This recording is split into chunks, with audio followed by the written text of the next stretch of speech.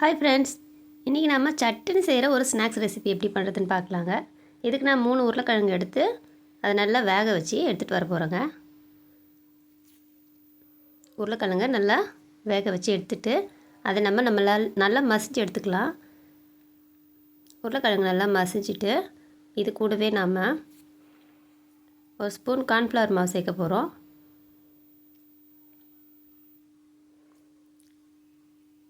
அடுத்ததாக அரிசி மாவு ஒரு ஸ்பூன் சேர்த்துக்கலாம்.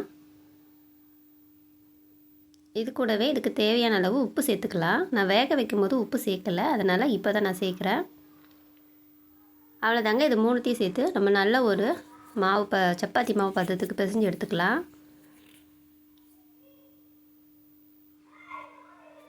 பாருங்கள், நல்லா பிசைஞ்சு எடுத்துகிட்டு நான் ஒரு மிக்ஸி ஜாரில் சும்மா ஒரு ஓட்டி எடுத்துக்கிட்டேன். அடுத்ததாக நம்ம இதை எண்ணெயில் பொரிக்க போகிறோங்க. எண்ணெய் நல்லா சூடாகட்டும்னு சின்ன சின்ன பாலாக நீங்கள் உருட்டி போட்டுக்கோங்க. குட்டி குட்டியாக போடுங்க, நல்லா மொறுமொறுன்னு கிறிஸ்பியாக வரும். இது நல்லா ஒரு கோல்டன் ப்ரௌன் கலரில் வந்ததும் நீங்கள் வேறு ஒரு பிளேட்டுக்கு மாற்றி எடுத்துக்கோங்க. இது ஒரு சூப்பரான ஈவினிங் ஸ்நாக்ஸ் ரெசிபிங்க. எல்லா பசங்களும் விரும்பி சாப்பிடுவாங்க. கண்டிப்பாக நீங்களும் ட்ரை பண்ணுங்கள். நம்மளோட சேனலை லைக் பண்ணுங்கள், ஷேர் பண்ணுங்கள், கமெண்ட் பண்ணுங்கள், சப்ஸ்கிரைப் பண்ணி சப்போர்ட் பண்ணுங்கள் ஃப்ரெண்ட்ஸ்.